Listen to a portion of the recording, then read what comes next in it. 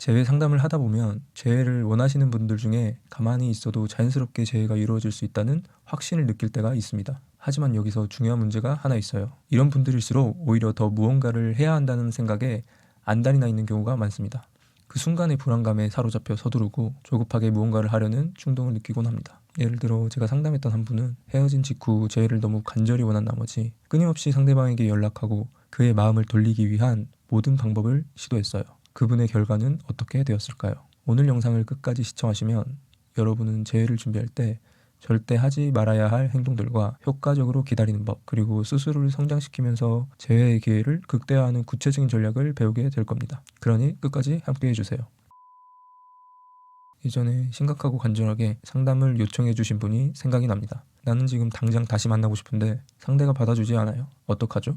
라는 질문을 하셨습니다. 이런 분들은 불가능한 것을 계속 가능하게 만들려다 보니 본인이 굉장히 힘들어지는 경우가 많아요. 사실 결론은 이미 나와 있습니다. 상대가 지금 받아주지 않는다고 했잖아요. 이 상황에서 중요한 것은 바로 지금은 받아주지 않는다는 현실을 받아들이는 것입니다. 재회를 원하는 마음이 간절할수록 우리는 흔히 감정에 휘둘리게 돼요. 그래서 자꾸 더 많은 것을 시도하려고 하고 상대방을 설득하려는 충동에 사로잡히곤 하죠. 하지만 이런 시도들은 대부분 역효과를 낳습니다. 상대방이 마음을 닫은 상태에서 아무리 다가가도 그 벽을 깨트리기 어렵습니다. 보통 저는 이별 직후에 조급함을 느끼시는 분들을 위해 3가지의 처방을 내려드립니다. 첫째, 상대방이 먼저 연락할 때까지 아무것도 하지 말고 친해지도 말고 무조건 기다려야 합니다. 내가 먼저 연락하는 것이 아니라 상대가 스스로 다가올 때까지 기다려야 합니다. 상대방이 우리 관계를 끝냈기 때문에 그 사람이 돌아와야 정상적으로 재회할 수 있어요. 만약 내가 적극적으로 다가가면 상대는 본인의 공간을 존중받지 못한다고 느끼며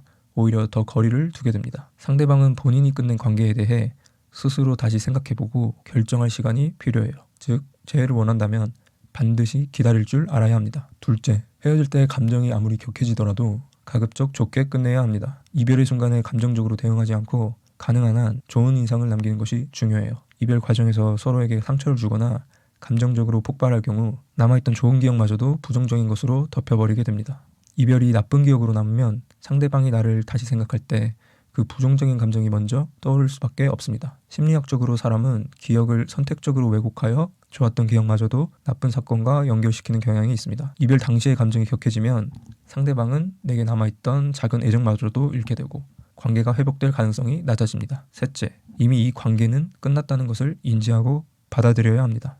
그 순간부터 종료된 것이며 이를 받아들여야 해요. 재회를 기대하되 그 가능성에 집착해서는 안 됩니다. 많은 사람들은 이별을 일시적인 위기로 받아들이고 재회를 기정사실화하는 경향이 있어요. 그러나 실제로 이별을 통보한 사람이 돌아온 경우는 매우 적습니다.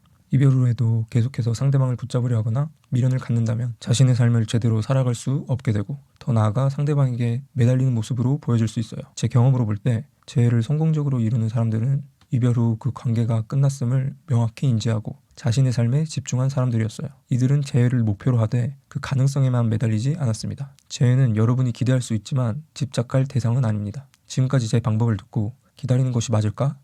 라는 의문이 생기실 수 있어요. 여기서 중요한 것은 기다리는 동안 아무것도 하지 않는 것이 아니라 자신의 성장에 집중하는 운동과 자기개발 같은 적극적인 행동을 취해야 한다는 것입니다.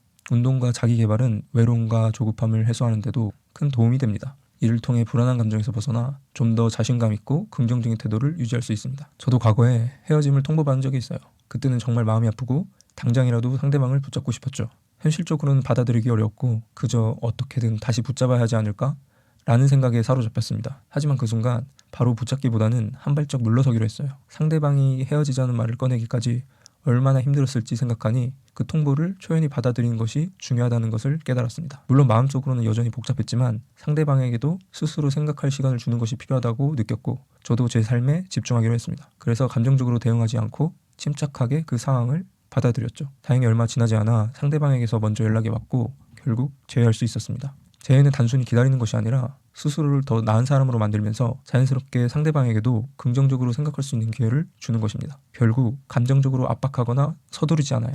재회의 기회가 자연스럽게 다가올 것입니다. 물론 위 과정으로도 충분히 재회 성공을 준비할 수 있지만 이러한 과정을 혼자 해결하는데 한계가 있으신 분들이 있을 수 있습니다. 스스로 감정을 다스리는 것이 힘든 상황에서는 이러한 방법들이 오히려 불안감을 더 키울 수 있기 때문입니다. 만약 이 방법들이 통하지 않는다고 느끼시는 분들 또는 기다리는 것만으로는 불안감이 해소되지 않는다면 저에게 상담을 신청해보세요. 재회를 할 수 있는 방법을 머릿속으로는 알지만 본인이 정신적으로 매우 힘들어서 올바른 판단을 내리지 못하는 경우도 있기 때문에 상황에 맞는 구체적인 전략과 조언이 필요한 경우가 있습니다. 저희 상담을 통해 수많은 연인들이 재결합에 성공했습니다. 그분들은 혼자서 감정을 조절하려고 하다 실패했지만 맞춤형 상담을 통해 더 안정적이고 효과적으로 재회를 이뤄냈습니다. 제가 진행한 상담 후기들에서도 확인할 수 있듯이 전문가의 도움을 받아 더 빠르고 안정적으로 긍정적인 결과를 얻을 수 있습니다. 재해를 극복한 케이스뿐만 아니라 1000건 이상의 연애 상담들을 통해 많은 내담자들이 만족하여 지속적으로 상담을 요청하고 있습니다.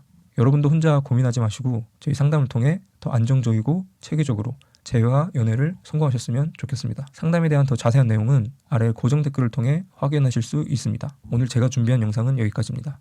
도움이 되셨다면 좋아요와 구독 한 번씩 부탁드리고 다음에는 더 유익하고 재밌는 이야기로 다시 인사드리겠습니다. 감사합니다.